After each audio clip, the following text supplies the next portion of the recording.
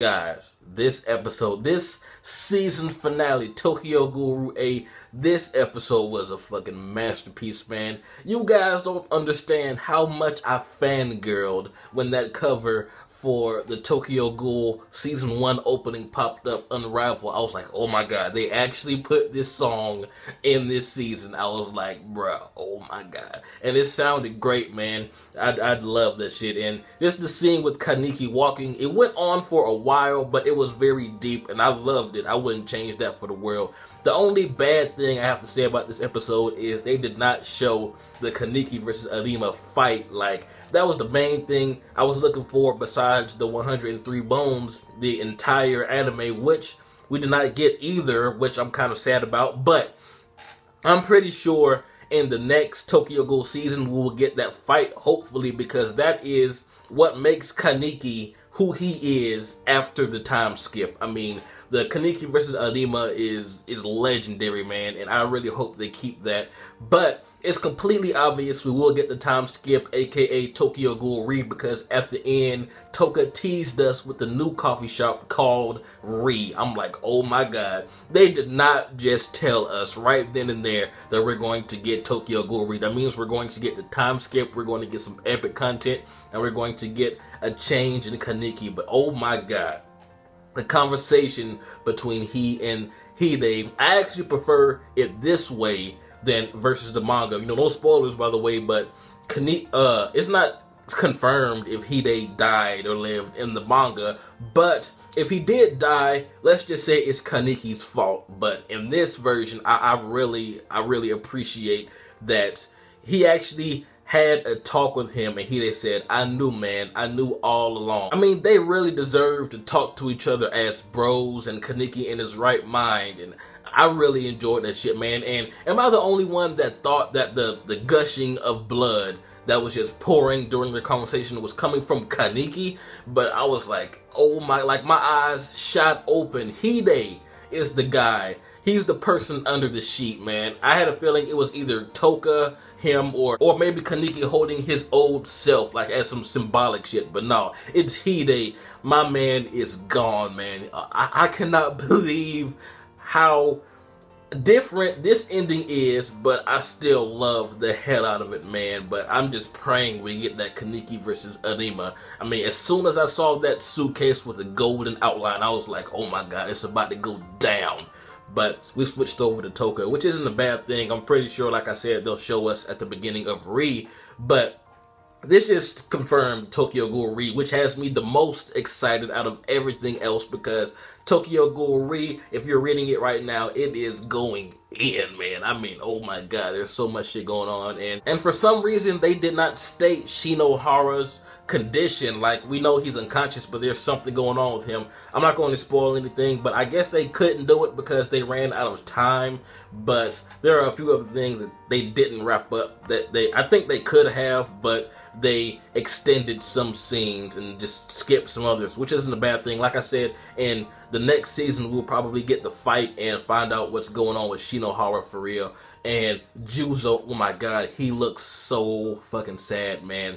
You know, going back and looking at the flashbacks and how he's acted up until now, you would have never thought that he would have cared about anyone else getting messed up like this. But oh my god, when Yomo came and stopped Toka, I was like, what was her purpose? Like, why is she even in the war? Because, I mean, she didn't even get to speak to Kaneki for real. That's what I thought she was going to do. I thought it was going to be like a three-way conversation between Kaneki, Toka, and Hide. But seeing Ayato look out for his little sister, even though he is talking shit about her all the time, he still has love for her, man. That scene was amazing.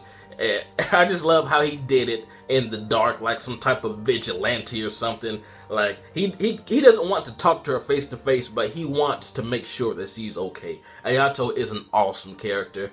And speaking of Ayato, the 103 Bones, man, I really wish we would have gotten that too. But Route A as a whole was very, very impressive, man. It took the source material of the manga and improved on it in some ways. There are a few things I don't like. Like, Centipede was only shown once, so to anime only watchers, it just seemed like a fluke. Like, that's Kaneki's Ghoul power taking over, when that's not actually true. Kaneki can actually use the centipede and, you know, go in with it. It's not like he's losing his mind every time he uses it, although it's like 90% of the time. But it was only shown once, and there were a few other times in the past few episodes where he should have used it based on the manga. But like I said, I really enjoyed the Kaneki and Hide talk while he was in his right mind. So you can't top that, man. That walk with the song playing, the helicopter flying, his hair turning from white to black, you know, symbolizing that he's still human, man. Regardless everything that he's been through, he's still human at heart. And I love the bro talk, man, when Hide was like, you know, they call you Eye Patch, you a badass mofo, you are so popular, and they both chuckled a little bit. That's the first time we've seen Kaneki smile in a while, like a legit smile. I mean, he's done some crazy, you know, psychotic, like evil grins, but this shit right here, man, him talking to his bro one last time, it really warmed my heart. And it's just so sad that Hide was the one under the sheet, man. Oh, I cannot believe this.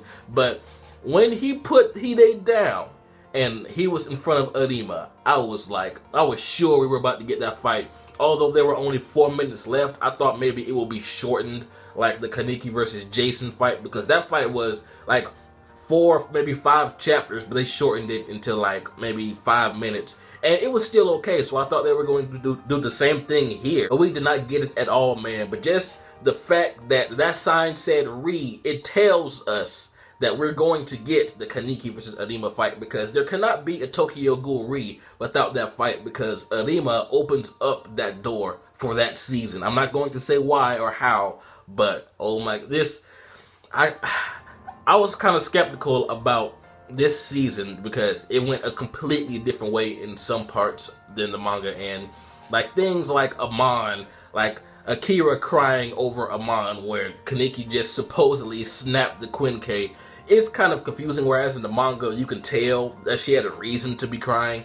But I mean, little stuff like that is kind of different, and it kind of irks me a little bit. But this was a fucking beautiful episode, man. If you're hating on this, there's something wrong with you. You can't be a Tokyo Ghoul fan if you're hating on this. I can understand there's some parts that we wanted to see as manga readers, but being a fan of Kaneki and Tokyo Ghoul in general, there had to be some parts in this episode that just made you go, oh my god, and fangirl a little bit inside. Like, it was just so fucking beautiful. And I don't even mind the walking scene being that long. A lot of people have messaged me saying that, you know, if they had to cut that in half, we could have gotten part of the Arima and Kaneki, which I do agree with to an extent, but it was amazing, man. It needed to be done, because this is Hide we're talking about. Someone we're not sure is alive or dead in the manga, so for us manga readers, it's like, oh, this is possibly what happened to him that we didn't get yet. So, I mean, I really enjoyed that, but I'm sad that he's dead.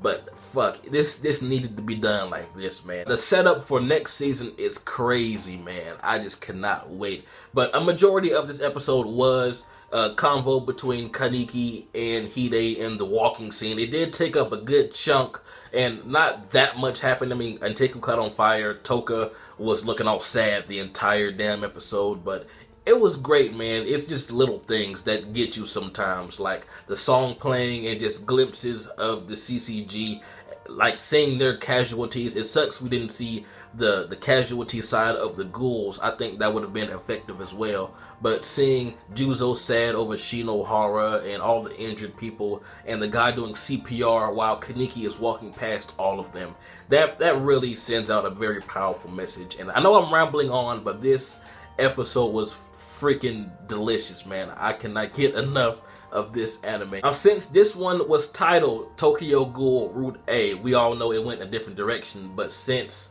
the ending, it said Re, hopefully the next season is called Tokyo Ghoul Re, which will indicate it's exactly what's coming from the manga. And it needs to, because Tokyo Ghoul Re, if anything strays from that path, I think I will be so sad, man, because every single chapter in that manga is just epicness and legendary. And I really hope we stick with that. But tell me what you guys thought about this epic episode, man. What do you think is going to happen in the Kaneki versus Arima fight? What do you think is going to happen in Tokyo Ghoul Re? It's completely obvious that we'll get it now. I mean, they didn't even waste any time to tease us with it. But this has been jbDAuchiha. Like, comment, subscribe, and I'm out.